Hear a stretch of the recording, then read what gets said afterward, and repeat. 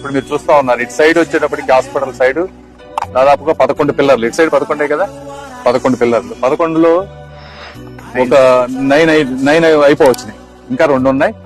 ఈ 2 వాటికి ఆ బ్రిడ్జ్ తీయటానికి లార్జ్ క్రేన్స్ కావాలి. ఆ క్రేన్స్ ఇంకో 10-15 రోజుల్లో వస్తాయి.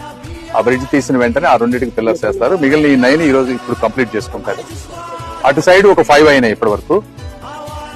అంతా ఒక సైడ్ ఫాస్ట్ గా చేసేస్తే ఈజీగా అయిపోద్ది అని చెప్పి మొత్తం మ్యాన్ పవర్ ఇక్కడ పెట్టారు. ఇప్పటి వరకు ఈ రోజున ఇక్కడ దాదాపు 48 నుంచి 50 మంది ఉన్నారు ఇక్కడ. ఇంకొక 10 రోజుల తర్వాత 150 మెంబర్స్ చేసి ట్రిపుల్ చేసి మ్యాన్ పవర్ అటు ఇటు స్లాబ్స్ అన్ని కూడా ఫాస్ట్ ట్రాక్ చేస్తాం. గుంటూరు ప్రజలకు చాలా మందికి రకరకాలుగా మాట్లాడుతా ఉన్నారు అపోహలో. ఒకటేంటంటే 2 years అంటే జూలై 27th ఇది స్టార్ట్ చేసాం మనం.